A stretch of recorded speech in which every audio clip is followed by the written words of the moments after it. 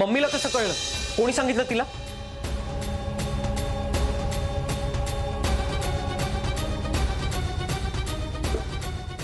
कोणी सांगितलं? खुनामुळं कसं कळलं?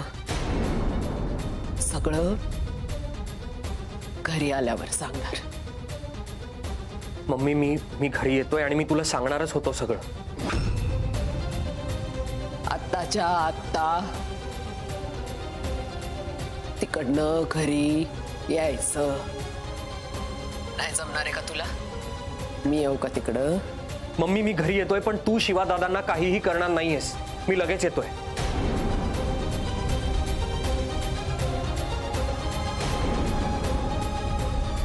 काय झालं काय? मम्मीला सगळं कळलं। मी तुम्हाला बोलले होते ना। थांब थांब सौरभ, मी येतो तुमच्या बरोबर।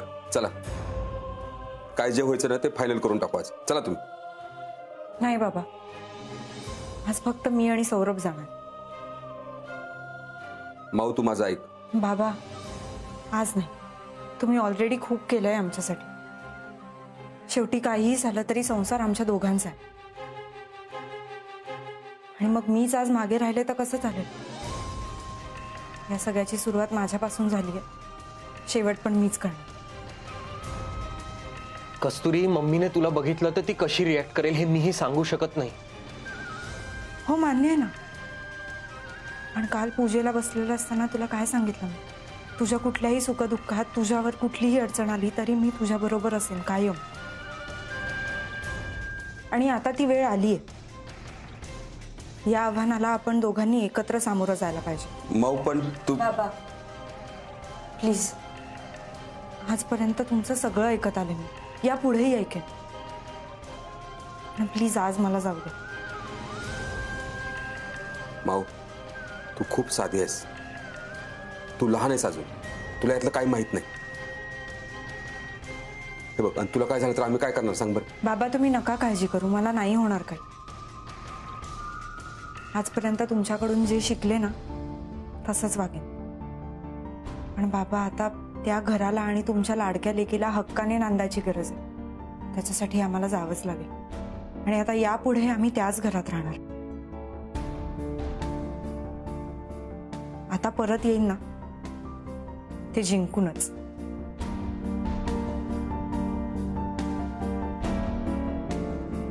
फक्त तुमचे आशीर्वाद हवेत आता।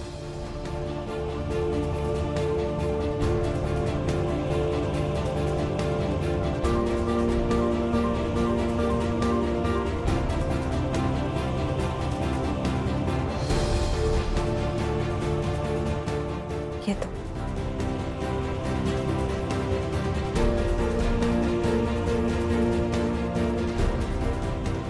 पापा येतो।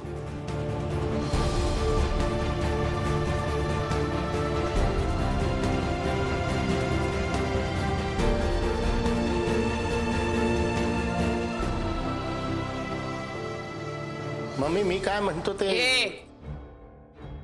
मधी मधी बोलायचं नाही।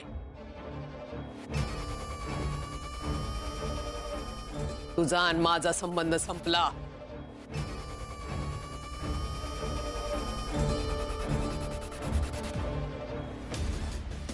विश्वास, आता हे घर आपलं व्हायला वेळ नाही लागणार। मायलेकात फूट पडतीये।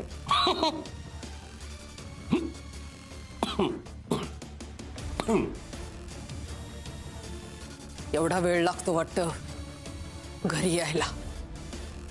विश्वास, गाडी काढ रे, त्या हवालदाराच्या घरी जाऊया। मम्मी छोटा भाई येतच असेल ना आता। तुला सांगितलं ना मधी बोलायचं नाही म्हटल्यावर नाही। चल रे विश्वास।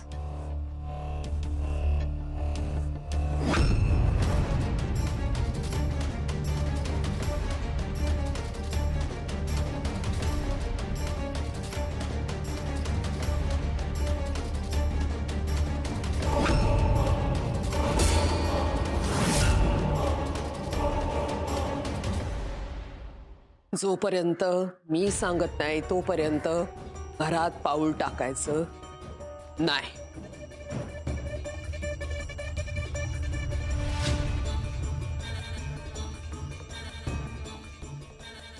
शिवा, हा हा मम्मी. छोटा भाई आलाय तुझा. लई दिसानं जोड्यानं घरी आलाय. आरतीचं ताट घेऊन ये वावाळायला.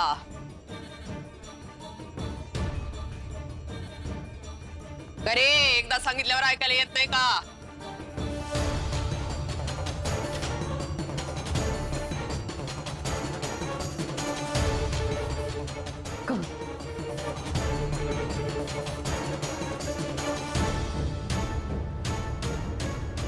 शिवा,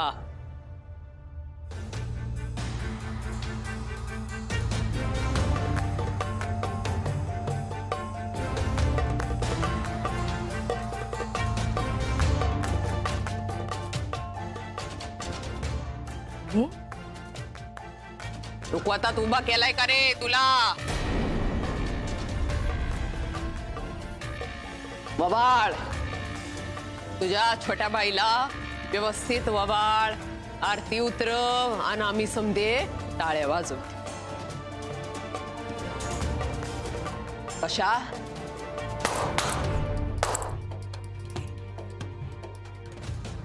वा विश्वास, वा वा.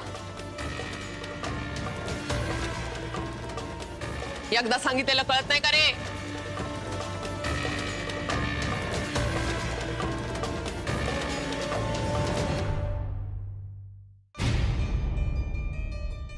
पवाड, लई दिसानी जोड्यानं परत आलाय तुझा छोटा भाई.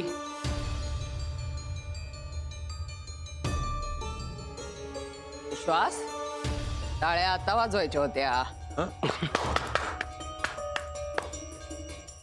कमू, अगं खरं तर या दोघांचा सत्कारच केला पाहिजे हार तुरे घेऊन, नाही का? यो मान माझा, नुसता सत्कार नाही, यांच्यासाठी पूजा ठेवणार. पूजा. आणि त्या पूजेला समद्यांना बोलवणार बर का. काय यांनी आपल्याला पूजेला बोलवलं नाही, पण आपण असं अजिबात करणार नाही. चांगलं झालं, लई चांगलं झालं. आज कळलं कुंपण शेत खाते.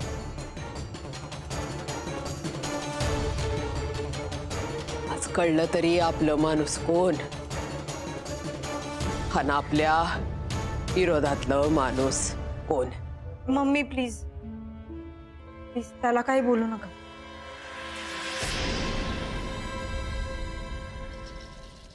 या घरात राहायला आली होतीस तेव्हा सांगितलं होतं, मी बोलत असताना मधी मधी बोलायचं नाही. मम्मी आम्ही काय म्हणतो हे एकदा ऐकून घे प्लीज. लांब गेलास माझ्यापासनं, लांब गेलास. ज्यांच्यावर आपण जीवापाड प्रेम करतोय ती माणसं, ज्यांच्यावर आपण विश्वास दाखवतोय ती माणसं आपला विश्वासघात करतात. असं नाहीये. मग कसं आहे? हॉस्पिटलला जातो म्हणून सांगायचास आणि याला भेटायला जायचास.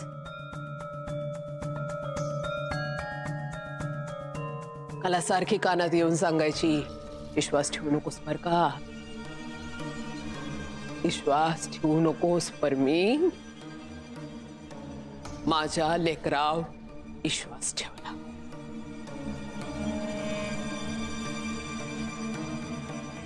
आणि त्यानंच विश्वासघात केला. आज कळलं मी तुझ्यासाठी महत्वाची नाही, आणि महत्वाची तरी कशी असणार. सौरभ, मी कुठं तुझी खरी आहे हाय रे.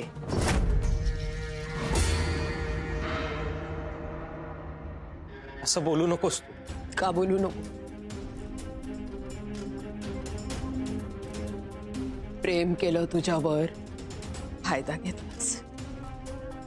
विश्वास ठेवला तुझ्यावर, विश्वासघात केलास. काय नाही केलं तुझ्यासाठी आणि माझ्याशी कसं वागलास? का नको बोलू सांग ना? का एवढं खोटं बोललास माझ्याशी? एकदा सुद्धा तुझ्या डोक्यात विचार नाही आला का रे? एकदा सुद्धा तुझ्या डोक्यात विचार नाही आला? येईलच कसा? तुझ्या डोक्यात असायला पाहिजे ना मी. तुझ्या डोक्यात सदान कदा ती कस्तुरी.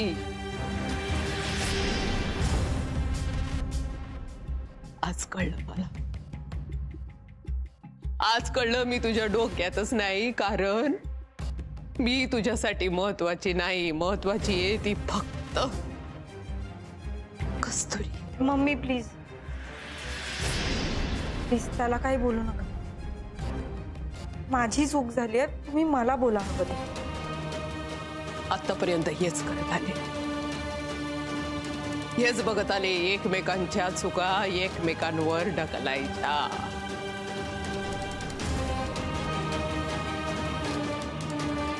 तू कशी वागलीस त्याच्याशी माझा काही संबंध नाही. माझं पोरग माझ्याशी खोटं बोललं ना, ते काळजात काटा करून राहिले.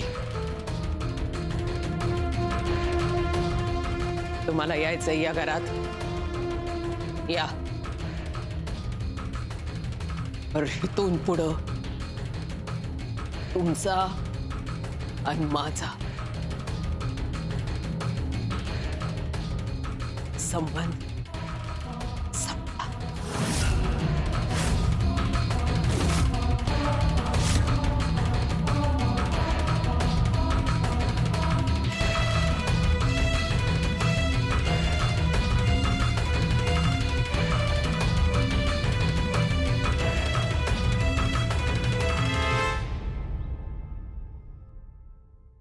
देवा, माझ्या माऊची साथ दे, तिला बळ दे. आजपर्यंत माझी पोर कोणाशी आवाज चढवून बोलली नाही. आता ती गुंडांच्या घरात आहे. तिच्या पाठीशी राहा. माऊला काय होणार नाही, तू नको काळजी करू. तुम्हाला हे बोलायला सोपं आहे, पण माझं आईचं काळीच आहे. मला काळजी वाटणारच. जरा काही चूक झाली तर होत्याच नव्हतं होऊन बसे. माऊ सगळं नीट सांभाळे. हे तुम्ही मला समजवताय की स्वतःला? तुम्ही जायला पाहिजे होतं तिच्या बरोबर. लक्ष्मी, माऊ मगाशी बघितलं ना कसं बोलली ते. ती म्हणाली मी सगळं हँडल करते म्हणून मग मी काय नाही बोलू शकलो. पण आताची परिस्थिती अशी आहे ना, कामिनी आहे ना, माती फिरोय. सगळं खापर आपल्या मावर फोडणार ती.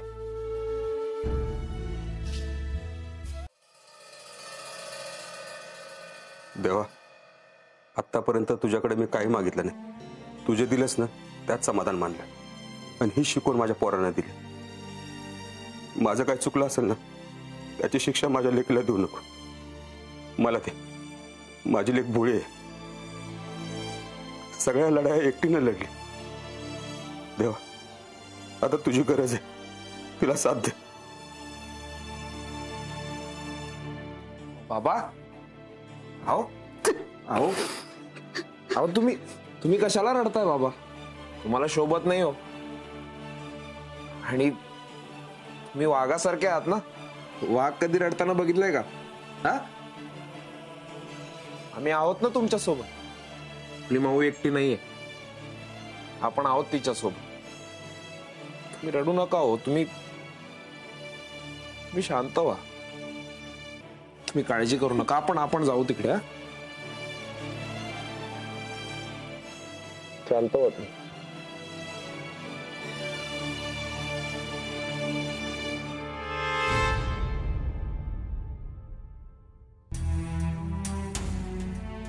छोटा भाई, मला माफ कर.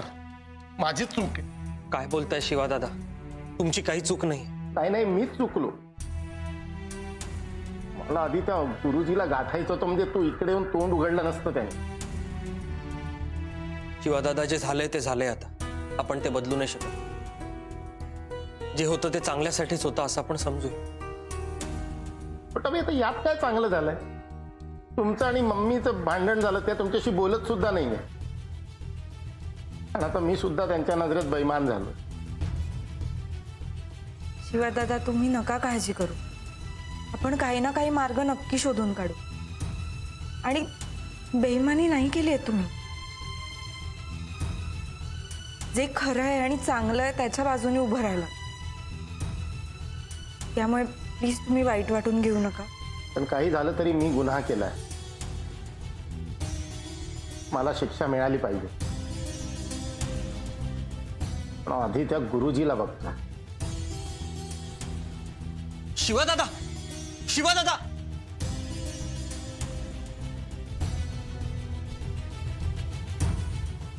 कस्तुरी, काही झालं तरी मम्मी आता मला परत माफ नाही करणार.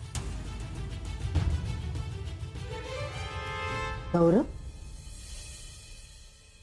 एवढ्यातच हार मानली तू?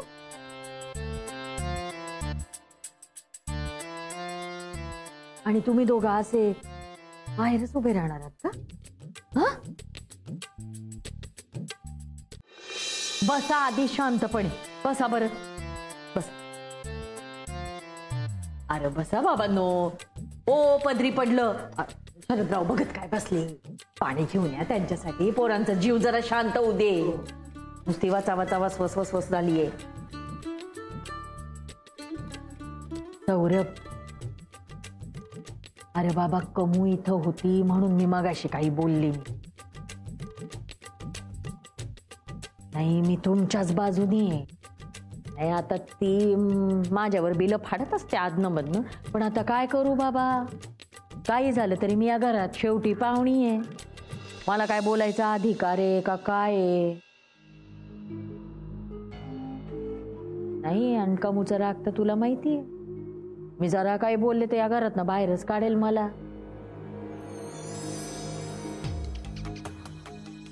पण काय रे, हा? अरे एवढी मोठी गोष्ट झाली, तुम्ही आम्हाला सांगायचं तरी, कुणाला तरी सांगायचं ना. हा, तुम्ही तर कुणाला काही खबरच लागू दिली नाही. मला माहित होतं. आणि कस्तुरी, घे. रद्राम, तुम्हाला सगळं माहित होतं तरी तोंड उघडलं नाही तुम्ही. नको तिथं तोंड उघडत असता आणि इथं बरं तोंड बंद ठेवलं. वा वा वा, मानलं पाहिजे, मानलं पाहिजे. त्याला त्या आम्हाला माहिती आहे आम्ही जे केलं त्याच्यामुळे मम्मी खूप चिडल्यात. पण मी खरंच सांगते, आम्ही मुद्दाम काहीच नाही केलं. सगळं इतकं पटापट घडलं ना की सौरभला विचार करायला वेळच नाही मिळाला. बाबा खूप चिडले होते. म्हणजे ते म्हणत होते की मम्मी जोपर्यंत माझी माफी मागायला इकडे येत नाही तोपर्यंत मी तुला तिकडे जाऊ देणार नाही. आणि सौरभ मम्मींना इकडे एकटीला सोडून येऊ शकत नव्हता. आणि त्याची खूप ओढाताण होत होती. हो, आमच्याकडे दुसरा कुठला मार्गच नव्हता. अगं बाई कस्तुरी, हे सगळं मला सांगून काय फायदा आहे? सांग बरं. हा, अगं मी तुमच्याच बाजूने आहे बाई. नाही, पण आता असं हातावर हात धरून बसून चालणार नाहीये. लक्षात ठेव.